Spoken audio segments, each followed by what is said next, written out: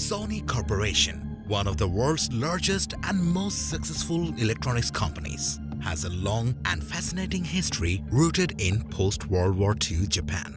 In this video, we will explore how Sony was founded, the early challenges it faced, and the innovations that helped it becoming a household name. In the rubble of post-war Tokyo, two engineers made a decision that would change consumer electronics forever. But before Sony became a household name, before the Walkman revolutionized music and the PlayStation conquered gaming, the company stumbled through spectacular failures that nearly destroyed it. What they learned from those disasters became the blueprint for building one of the most innovative companies in history. March 1946. Japan was rebuilding from the devastation of World War II, and Masaru Ibuka opened a small electronics repair shop in a Tokyo department store. He was soon joined by Akio Morita, a weapons researcher he had met during the war. Together, they founded Tokyo Telecommunications Engineering Corporation. Their mission was ambitious, their resources were minimal, and their first product was an absolute disaster. With food shortages plaguing Japan, Ibuka and Morita decided to create something practical. They developed an electric rice cooker. The logic seemed sound. Rice was the staple of every Japanese household, and an automated cooker would solve a real problem. They poured their limited capital into production, confident that demand would be enormous. The product failed miserably. The rice cooker couldn't control temperature properly. Some batches came out undercooked and hard, others turned into burnt mush. In their first year, the company generated just $300 in profit on less than $7,000 in revenue. The rice cooker disaster nearly ended their business before it began. Most entrepreneurs would have given up. But Ibuka and Morita saw failure differently. They didn't view the rice cooker as a mistake to forget. It was data to analyze. They realized they had tried to solve a problem without truly understanding the technology required. Instead of abandoning their dream, they changed their approach. They would focus on electronics where they actually had expertise, not just where they saw market need. Their next attempt was electrically heated cushions. This product also flopped. The cushions were uncomfortable, overheated, and customers simply weren't interested. 2 consecutive failures would destroy most startups. The founders had lost money, lost time, and lost credibility. But something remarkable happened.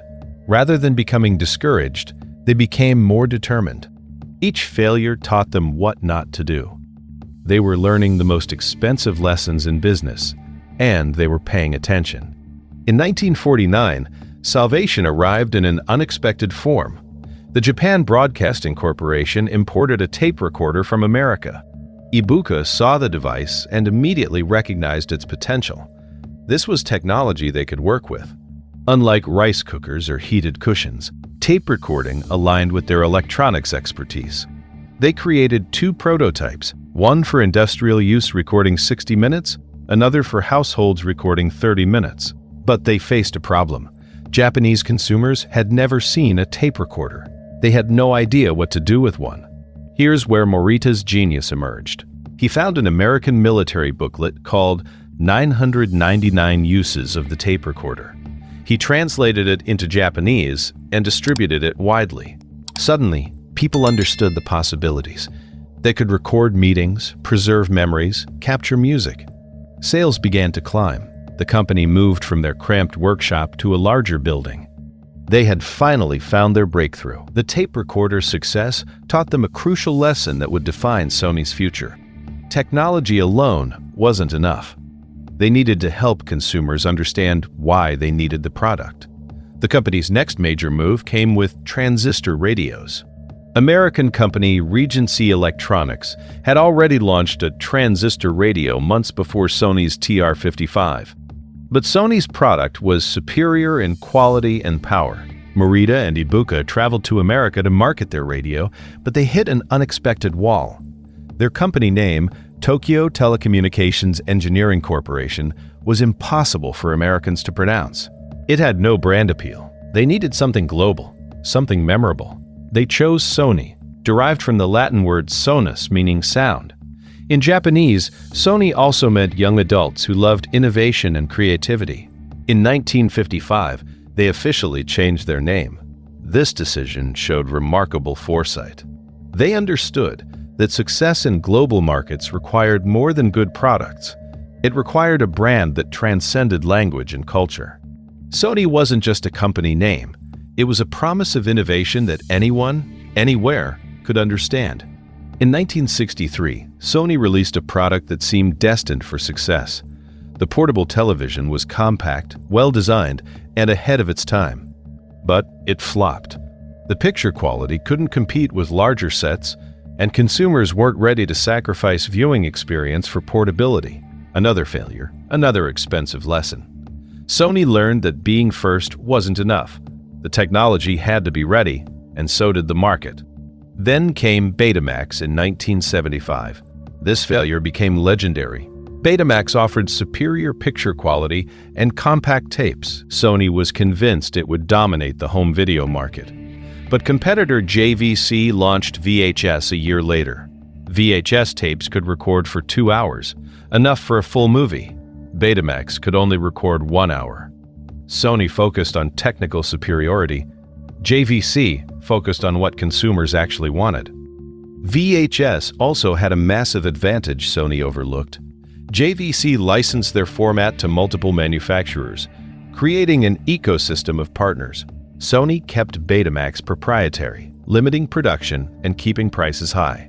As VHS prices dropped and availability soared, consumers made their choice. By the time Sony introduced a 2-hour Betamax tape, it was too late.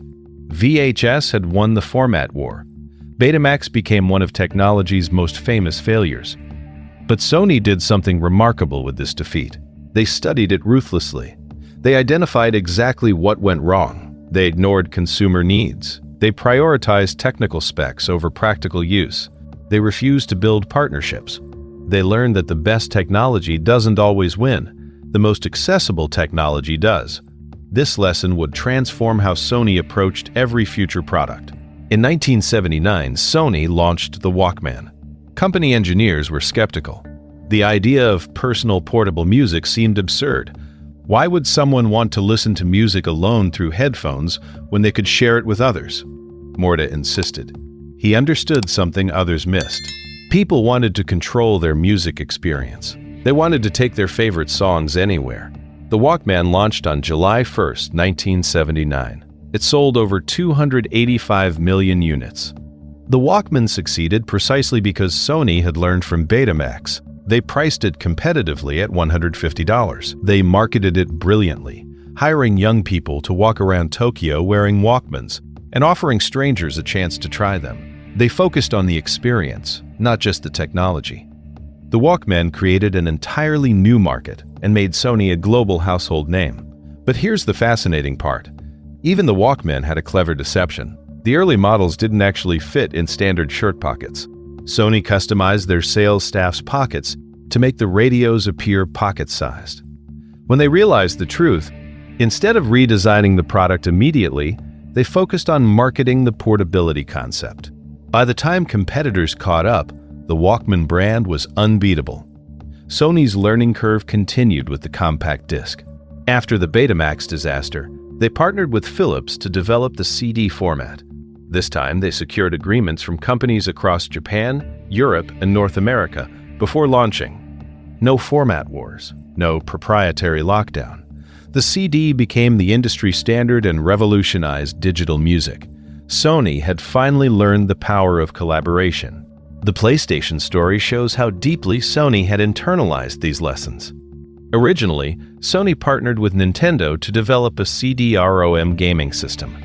When Nintendo backed out of the deal, Sony faced a choice: abandon the project or compete directly with the gaming giant. They chose competition. In 1994, the PlayStation launched. Sony focused on making development easier for game creators, building a massive library of titles. They learned from Betamax's mistake of limited content. The PlayStation sold over 100 million units. Its successor, the PlayStation 2, became the best-selling console in history, with over 155 million units sold. Each Sony failure created the foundation for a future success. The rice cooker taught them to focus on their expertise. The heated cushions taught them about market research. Betamax taught them that consumer needs trump technical superiority. These weren't just setbacks, They were investments in knowledge that competitors couldn't copy. Sony's willingness to fail publicly, analyze ruthlessly, and adapt completely separated them from competitors who feared failure. Today, Sony is a multimedia empire spanning electronics, gaming, music, and film. But the company still carries the DNA of those early failures. They still take risks. They still launch products that might fail. They understand that innovation requires accepting failure as part of the process. The rice cooker that couldn't cook rice led to the Walkman that changed how humans experience music. The Betamax that lost the format war led to the PlayStation that conquered gaming. Sony's story proves that early failures aren't obstacles to success. They're the foundation of it. Every disaster taught the company something invaluable. Every mistake refined their strategy. While other companies hid their failures, Sony studied them. While competitors played it safe, Sony took risks, learned, and adapted. That willingness to fail, learn, and evolve transformed a small Tokyo repair shop into one of the most innovative companies in human history.